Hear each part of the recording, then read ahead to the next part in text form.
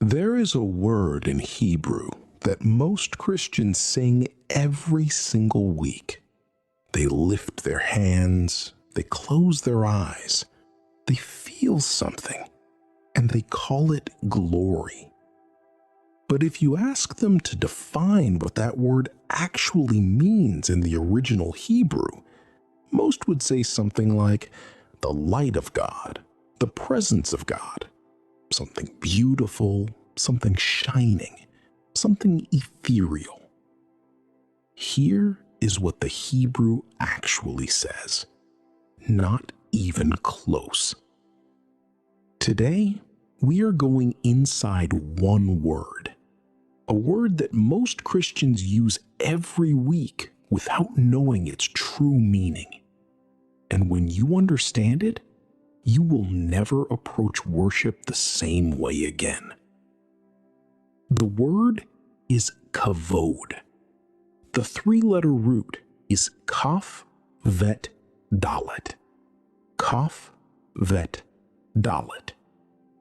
The full written word is spelled kaf, vet, vav, dalet in Hebrew. Kavod. And the definition is not what you expect.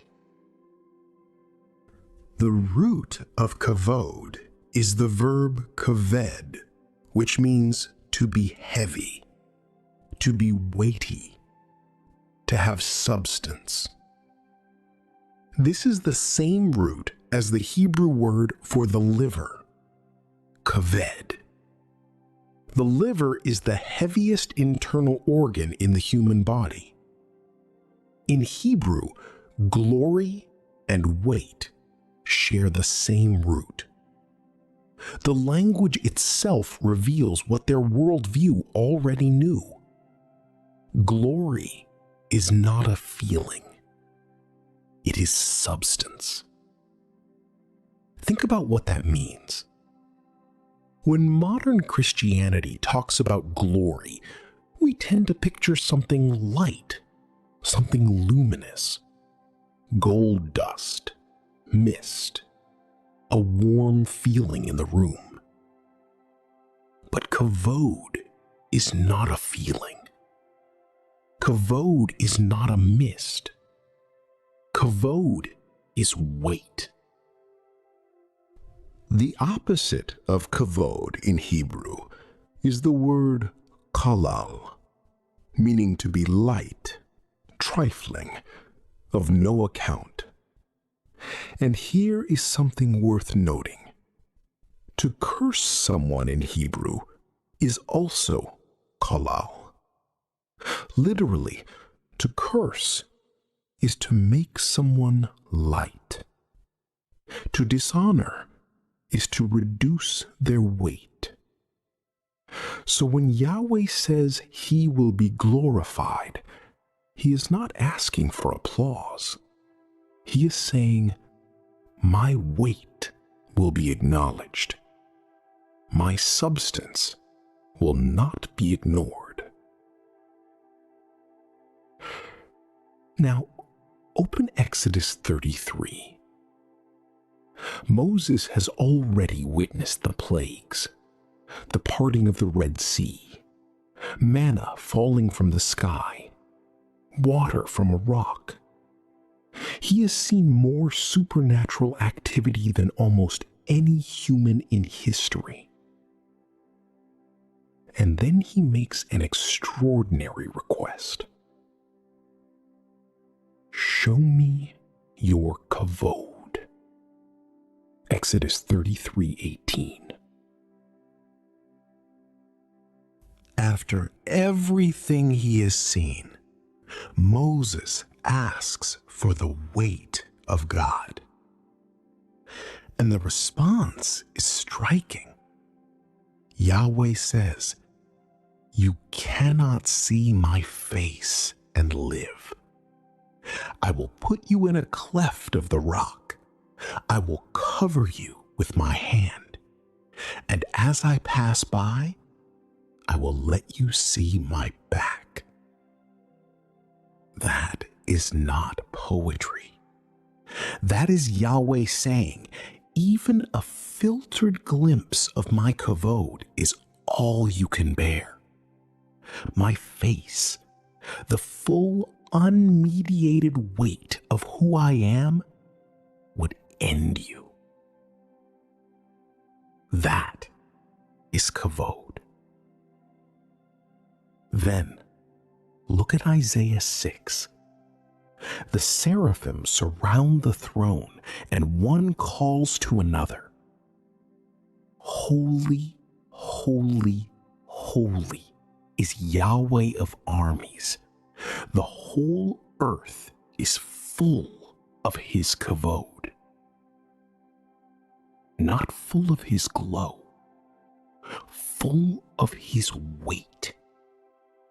Every mountain, every ocean, every atom of creation is pressing under the substance of the presence of Yahweh. Here is the reframe that changes everything. We have confused glory with glitter. We come into worship looking for an experience, a feeling, a shimmer. And when we do not feel it, we assume the glory was not there. But kavod does not work that way. Kavod is not something you feel in your emotions first.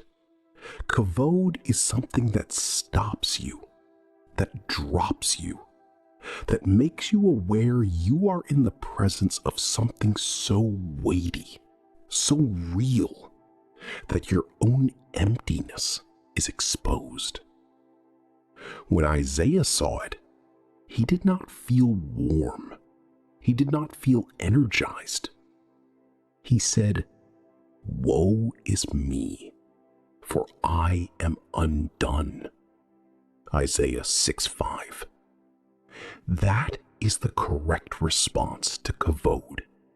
Not performance, not singing louder. Collapse. This week, before you enter any time of worship, at church or alone at home, I want you to pause and say this: Yahweh, I do not come to feel something. I come to acknowledge your weight. Your substance is real, whether I perceive it or not. Let me not treat you as light. That one prayer will change the quality of how you meet with God. Kavod does not need you to feel it. It simply needs you to recognize it. If this kind of Hebrew depth resonates with you, I have a free resource called The 7 Hidden Names of God. It goes deeper into the Hebrew names and titles of Yahweh that most Christians have never heard, names hidden in plain sight throughout your Bible. The link is in the description. It is completely free. The next time you sing the word glory, remember what it means. It is not a shimmer. It is not a feeling. It is the weight of the one who spoke the universe into existence, pressing down on all of creation and holding every atom in place. When you sing it, you are not describing emotion.